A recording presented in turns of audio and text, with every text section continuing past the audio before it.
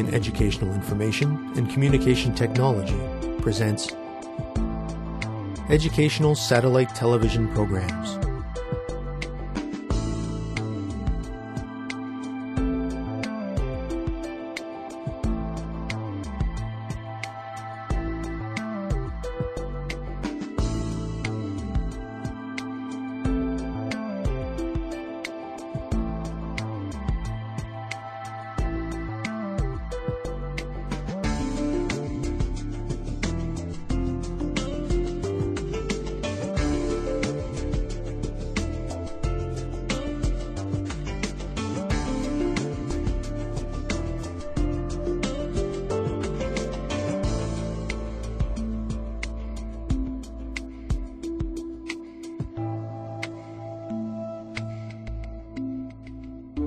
Hello, teacher.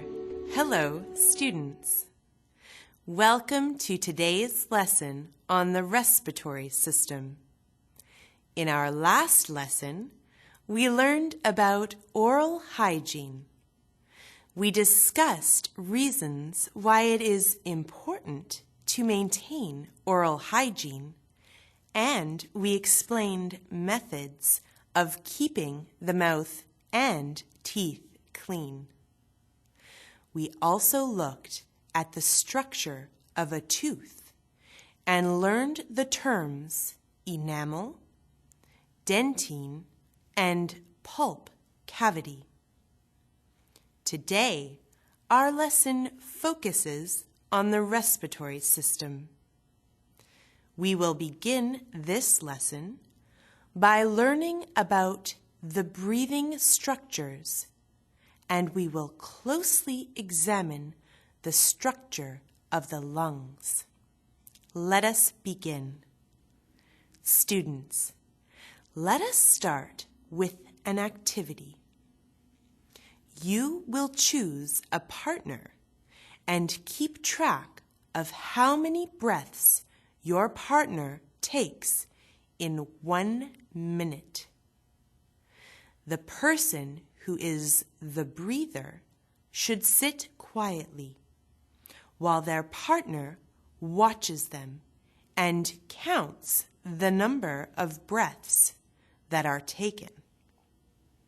Make sure to count 1 breath every time the stomach or chest rises. After 1 minute, trade places with your partner and do the activity again. Are you ready? You may begin. Students, let's get ready.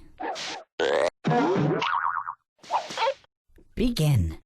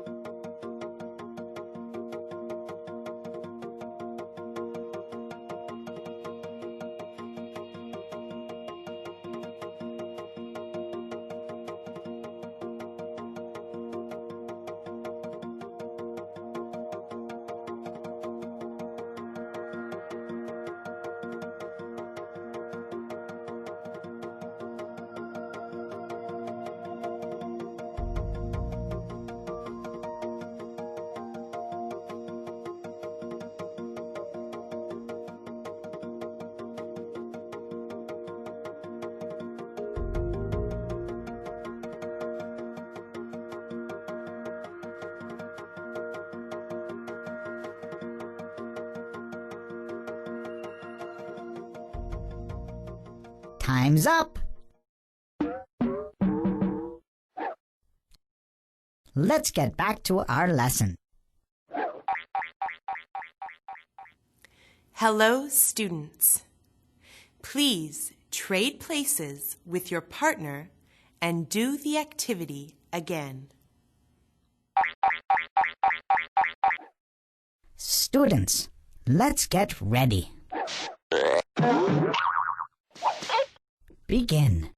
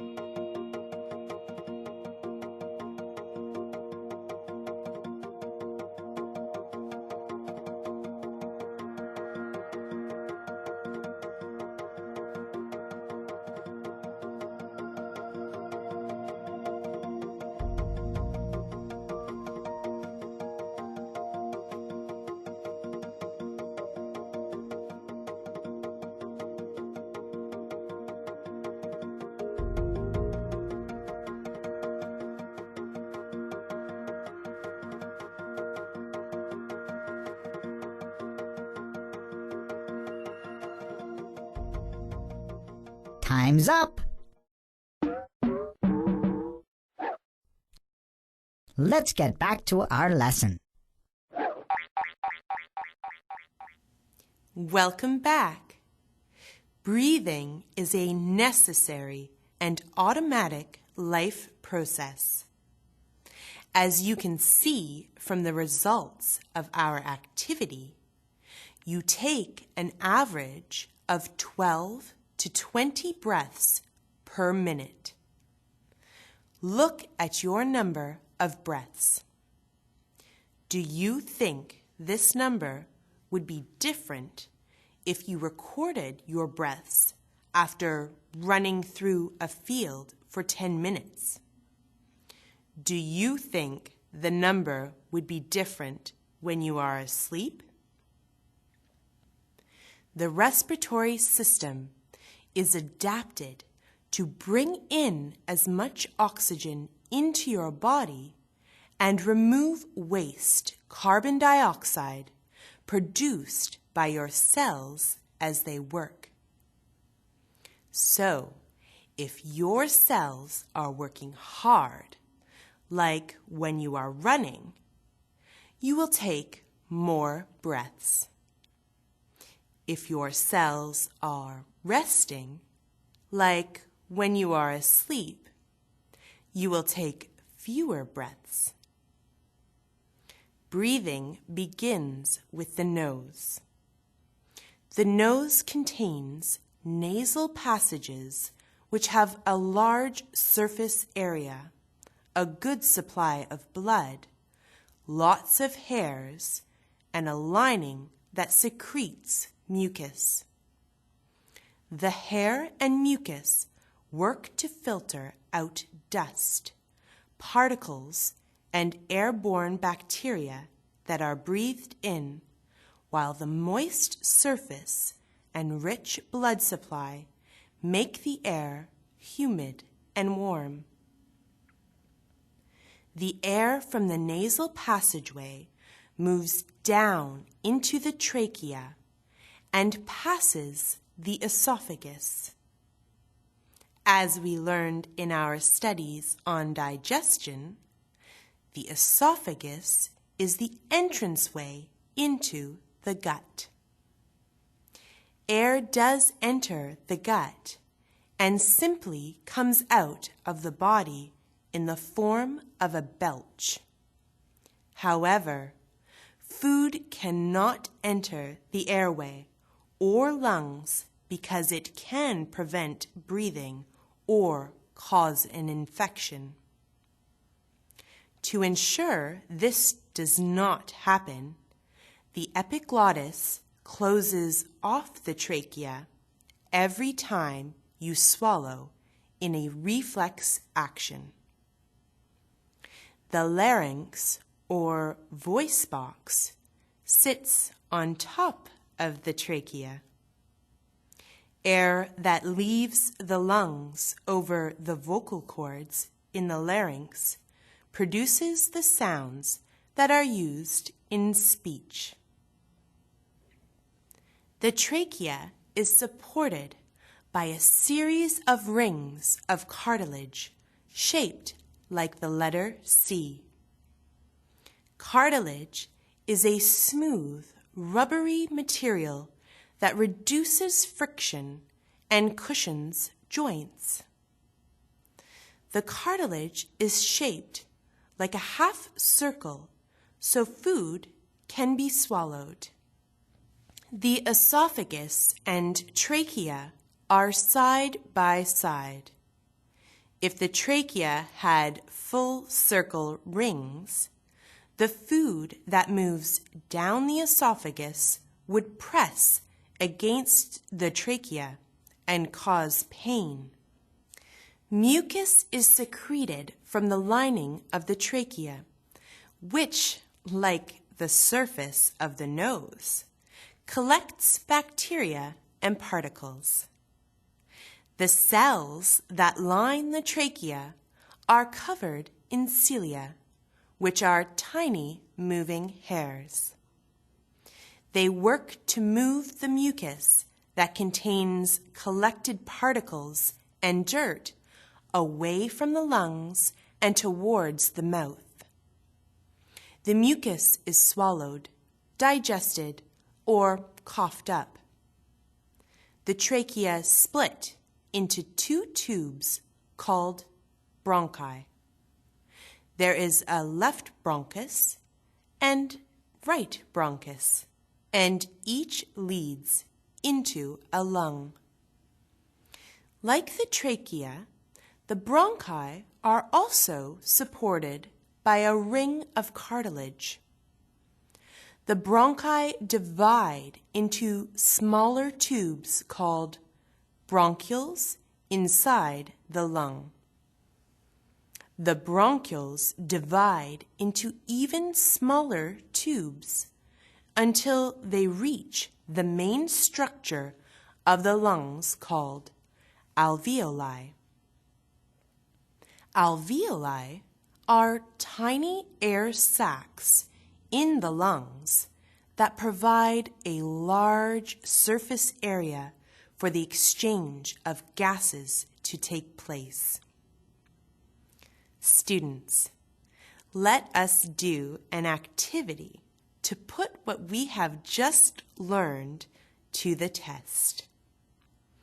Complete the following statements about respiration by filling in the blanks.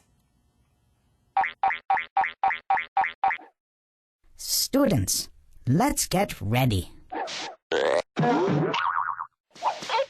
Begin.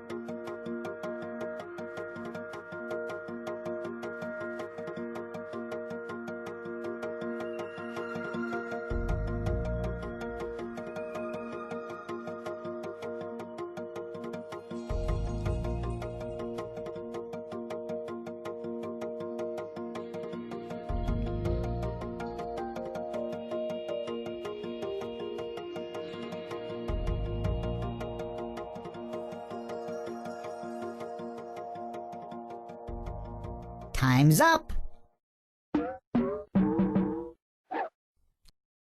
Let's get back to our lesson. Welcome back, everyone. How did you do? Let us go through the answers together. The main organs of respiration are the nose, trachea, bronchi, and lungs. Everyone has a set of 2 lungs. Air is carried into the body from the nose by nasal passages. The trachea is a tube that allows air to go to the lungs. Great work today, students. We have time for one last activity. Please label the following diagram with structures we learned about today. Students, let's get ready. Begin.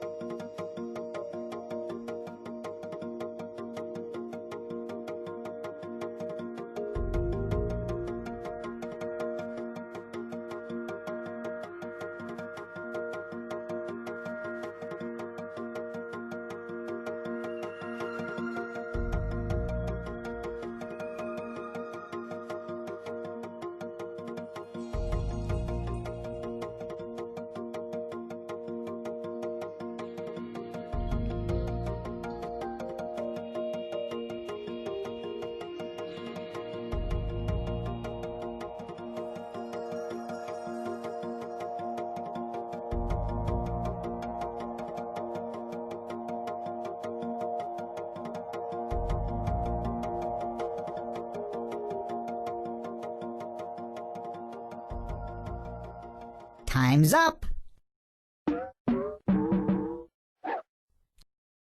Let's get back to our lesson. I am glad to have you back. Your diagram should be labeled like this: nasal passages, larynx, trachea, left bronchus, right bronchus, lungs, bronchiole, and alveoli. I am sure you all did an excellent job. This brings us to the end of our lesson. Today, we learned about respiration by studying the structures of the respiration system. Until next time, thank you, teacher. Thank you, students.